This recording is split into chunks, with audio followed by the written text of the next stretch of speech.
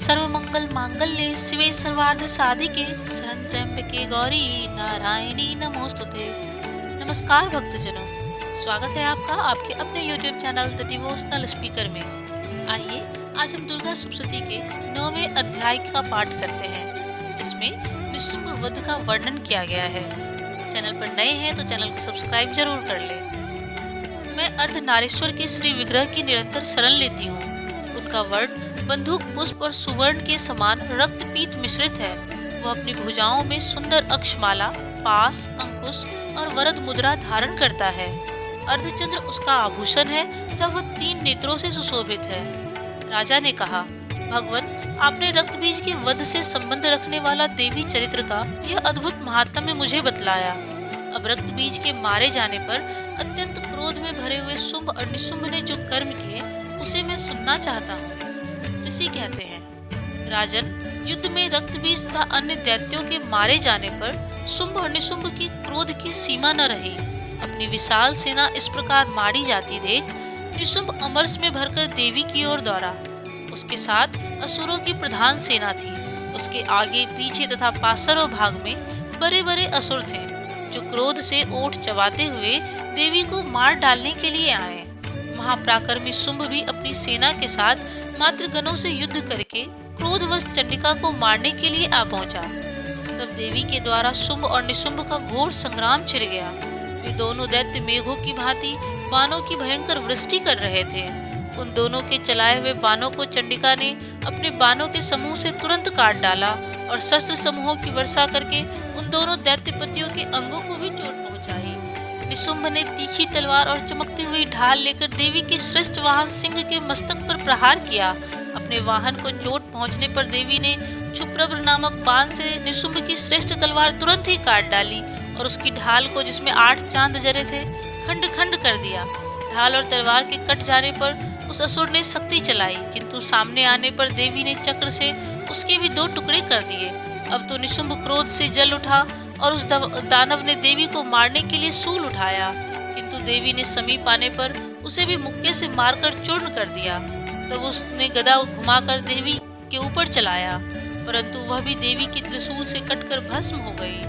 तदंतर दैत्यराज निशुंभ को फरसा हाथ में लेकर आते देख देवी ने बाण समूहों से घायल कर उसे धरती पर सुला दिया। उस भयंकर पराक्रमी भाई निशुंभ के धाराशायी हो जाने पर शुंभ को बड़ा क्रोध हुआ और अंबिका का वध करने के लिए वह आगे बढ़ा। रथ पर बैठे बैठे ही उत्तम आयुधों से सुशोभित अपनी बड़ी बड़ी 8 अनुपम भुजाओं से समूचे आकाश को ढककर वह अद्भुत शोभा पाने लगा। उसे आते देख देवी ने शंख बजाया और धनुष की प्रत्यंचा भी अत्यंत दुस्सह शब्द किया। साथ ही अपने घंटे के शब्द से जो समस्त दैत्य सैनिकों का तेज नष्ट करने वाला था, संपूर्ण दिशाओं को व्याप्त कर दिया। तदंतर सिंह ने भी अपनी दहाड़ से, जिसे सुनकर बड़े बड़े गजराजों का महान मद दूर हो जाता था, आकाश, पृथ्वी और 10 दिशाओं को गुंजा दिया। फिर काली ने आकाश में उछलकर अपने दोनों हाथों से पृथ्वी पर आघात किया। उससे ऐसा भयंकर शब्द हुआ जिससे पहले के सभी शब्द शांत हो गए। तत्पश्चात शिवदूती ने दैत्यों के लिए अमंगलजनक अट्टहास किया। इन शब्दों को सुनकर समस्त असुर थर्रा उठे, किंतु शुंभ को बड़ा क्रोध हुआ। उस समय देवी ने जब शुंभ को लक्ष्य करके कहा, ओ दुरात्मन, खड़ा रह, तभी आकाश में खड़े हुए देवता बोल उठे, जय हो, जय हो। शुंभ ने वहां आकर ज्वालाओं से युक्त अत्यंत भयानक गति शक्ति चलाई। अग्निमय पर्वत के समान आती हुई उस शक्ति को देवी ने बड़े भारी लूके से दूर हटा दिया। उस समय शुंभ के सिंहनाद से तीनों लोक गूंज उठे। राजन, उसकी प्रतिध्वनि से वज्रपात के समान भयानक शब्द हुए जिसने अन्य सब शब्दों को जीत लिया। शुंभ के द्वारा चलाए गए बाणों के देवी ने और देवी के चलाए हुए बाणों को शुंभ ने अपने भयंकर बाणों द्वारा सैकड़ों और हजारों टुकड़े कर दिए। तब क्रोध में भरी हुई चंडिका ने शुंभ को शूल से मारा। उसके आघात से मूर्छित हुआ पृथ्वी पर गिर पड़ा। इतने में ही निशुंभ को चेतना हुई और उसने धनुष हाथ में लेकर बाणों द्वारा देवी, काली तथा सिंह को घायल कर डाला। फिर उस दैत्य राज ने 10,000 बाहें बनाकर चक्रों के प्रहार से चंडिका को आच्छादित कर दिया। तब दुर्गम पीड़ा का नाश करने वाली भगवती दुर्गा ने कुपित होकर अपने बाणों से उन चक्रों तथा बाणों को काट गिराया। यह देख निशुंभ दैत्य सेना के साथ चंडिका का वध करने के लिए हाथ में गदा ले बड़े वेग से दौड़ा।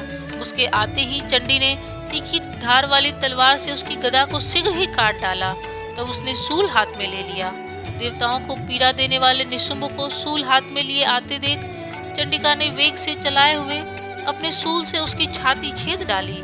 सूल से विदीर्ण हो जाने पर उसकी छाती से एक दूसरा महाबली एवं महापराक्रमी पुरुष खड़ी रह कहता हुआ निकला।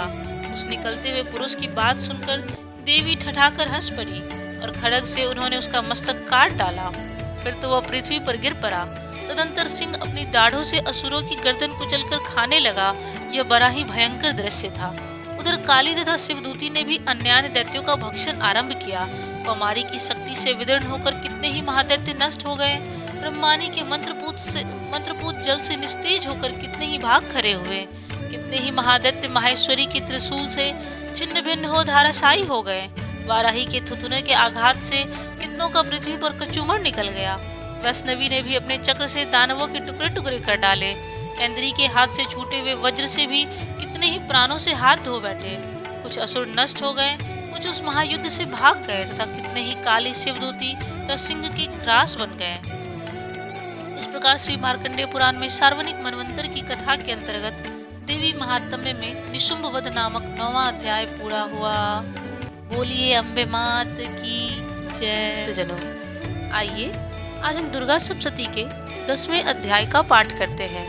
इस अध्याय में शुंभ वध का वर्णन किया गया है। बोलिए प्रेम से जय माता दी। मैं मस्तक पर अर्धचंद्र धारण करने वाली शिव शक्ति रूपा भगवती कामेश्वरी का हृदय में चिंतन करती हूँ। वे तपाए हुए सुवर्ण के समान सुंदर हैं। सूर्य, चंद्रमा और अग्नि यही तीन उनके नेत्र हैं तथा वे अपने मनोहर हाथों में धनुष, बाण, अंकुश, पास और शूल धारण किए हुए हैं। ऋषि कहते हैं, राजन, अपने प्राणों के समान प्यारे भाई निशुंभ को मारा गया देख तथा सारी सेना का संहार होता जान शुंभ ने कुपित होकर कहा, दुष्ट दुर्गे, तू बल के अभिमान में आकर झूठ मूठ का घमंड न दिखा। तू बड़ी माननी बनी हुई है, किंतु दूसरी स्त्रियों के बल का सहारा लेकर लड़ती है। देवी बोली, ओ दुष्ट, मैं अकेली ही हूँ। इस संसार में मेरे सिवा दूसरी कौन है? देख, ये मेरी ही विभूतियां हैं, अतः मुझ में ही प्रवेश कर रही हैं। तदंतर ब्रह्मानी आदि समस्त देवियां अंबिका देवी के शरीर में लीन हो गईं। उस समय केवल अंबिका देवी ही रह गई। देवी बोली, मैं अपनी ऐश्वर्य शक्ति से अनेक रूपों में यहाँ उपस्थित हुई थी। उन सब रूपों को मैंने समेट लिया है। अब युद्ध में अकेली ही खड़ी हूँ, तुम भी स्थिर हो जाओ। ऋषि कहते हैं, तदंतर देवी और शुंभ दोनों में सब देवताओं तथा दानवों के देखते देखते भयंकर युद्ध छिड़ गया। बाणों की वर्षा तथा तीखे शस्त्रों एवं दारुण अस्त्रों के प्रहार के कारण उन दोनों का युद्ध सब लोगों के लिए बड़ा भयानक प्रतीत हुआ। उस समय अंबिका देवी ने जो सैकड़ों दिव्य अस्त्र छोड़े, उन्हें दैत्यराज शुंभ ने उनके निवारक अस्त्रों द्वारा काट डाला। इसी प्रकार शुंभ ने भी जो दिव्य अस्त्र चलाए, उन्हें परमेश्वरी ने भयंकर हुंकार शब्द के उच्चारण आदि द्वारा खिलवाड़ में ही नष्ट कर डाला। तब उस असुर ने सैकड़ों बाणों से देवी को आच्छादित कर दिया। यह देख क्रोध में भरी हुई उस देवी ने भी बाण मारकर उसका धनुष काट डाला। धनुष कट जाने पर फिर दैत्यराज ने शक्ति हाथ में ली, किंतु देवी ने चक्र से उसके हाथ की शक्ति को भी काट गिराया। तत्पश्चात दैत्यों के स्वामी शुंभ ने 100 चांद वाली चमकती हुई ढाल और तलवार हाथ में लेकर देवी पर धावा किया। उसके आते ही चंडिका ने अपने धनुष से छोड़े हुए तीखे बाणों द्वारा उसके सूर्य किरणों के समान उज्जवल ढाल और तलवार को तुरंत काट दिया। फिर उस दैत्य के घोड़े और सारथी मारे गए। धनुष तो पहले ही कट चुका था, अब उसने अंबिका को मारने के लिए उद्धत हो भयंकर मुदगर हाथ में लिया। उसे आते देख देवी ने अपने तीक्ष्ण बाणों से उसका मुदगर भी काट डाला। इस पर भी वह असुर मुक्का तानकर बड़े वेग से देवी की ओर झपटा। उस दैत्यराज ने देवी की छाती में मुक्का मारा। तब उन देवी ने भी उसकी छाती में एक चाटा जड़ दिया। देवी का थप्पड़ खाकर दैत्यराज शुंभ पृथ्वी पर गिर पड़ा, किंतु पुनः सहसा पूर्ववत उठ खड़ा हुआ। फिर वह उछला और देवी को ऊपर ले जाकर आकाश में खड़ा हो गया। तब चंडिका आकाश में भी बिना किसी आधार के ही शुंभ के साथ युद्ध करने लगी। उस समय दैत्य और चंडिका आकाश में एक दूसरे से लड़ने लगे। उनका वह युद्ध पहले सिद्ध और मुनियों को विस्मय डालने वाला हुआ। फिर अंबिका ने शुंभ के साथ बहुत देर तक युद्ध करने के पश्चात उसे उठाकर घुमाया और पृथ्वी पर पटक दिया। पटके जाने पर पृथ्वी पर आने के बाद वह दुष्ट आत्मा दैत्य पुनः चंडिका का वध करने के लिए उनकी ओर बड़े वेग से दौड़ा। तब समस्त दैत्यों के राजा शुंभ को अपनी ओर आते देख देवी ने त्रिशूल से उसकी छाती भेद कर उसे पृथ्वी पर गिरा दिया। देवी की शूल की धार से घायल होने पर उसके प्राण पखेरु हो गए और वह समुद्रों, द्वीपों तथा पर्वतों सहित समूची पृथ्वी को कंपाता हुआ भूमि पर गिर पड़ा। तदंतर उस दुरात्मा के मारे जाने पर संपूर्ण जगत प्रसन्न एवं पूर्ण स्वस्थ हो गया तथा आकाश स्वच्छ दिखाई देने लगे। पहले जो उत्पात सूचक मेघ और उल्कापात होते थे वे सब शांत हो गए तथा उस दैत्य के मारे जाने पर नदियां भी ठीक मार्ग से बहने लगी।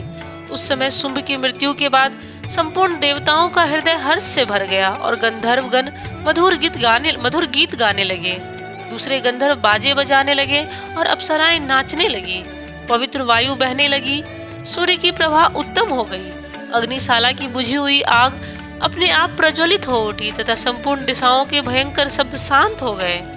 इस प्रकार से मार्कंडेय पुराण में सार्वनिक मनवंतर की कथा के अंतर्गत देवी महात्म्य में शुंभ वध नामक 10वां अध्याय पूरा हुआ। लिए अम्बे मात की जय। आइए अब हम क्षमा प्रार्थना करते हैं। परमेश्वरी, मेरे द्वारा रात दिन सहस्त्रों अपराध होते रहते हैं। यह मेरा दास है, यूं समझकर मेरे उन अपराधों को तुम कृपा पूर्वक क्षमा करो।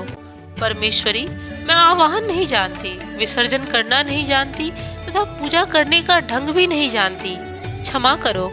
देवी सुरेश्वरी, मैंने जो मंत्रहीन, क्रियाहीन और भक्तिहीन पूजन किया है वह सब आपकी कृपा से पूर्ण हो।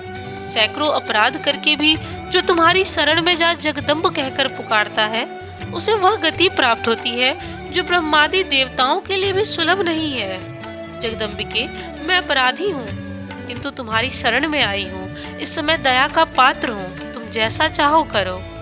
देवी परमेश्वरी, अज्ञान से, भूल से अथवा बुद्धि भ्रांत होने के कारण मैंने जो न्यूनता या अधिकता कर दी हो वह सब क्षमा करो और प्रसन्न हो। सच्चिदानंद स्वरूपा परमेश्वरी, जगन माता कामेश्वरी, तुम प्रेम पूर्वक मेरी यह पूजा स्वीकार करो और मुझ पर प्रसन्न रहो। देवी सुरेश्वरी, तुम गोपनीय से भी गोपनीय वस्तु की रक्षा करने वाली हो। मेरे निवेदन किए हुए इस जप को ग्रहण करो। तुम्हारी कृपा से मुझे सिद्धि प्राप्त हो। प्रेम से बोलिए जय माता दी।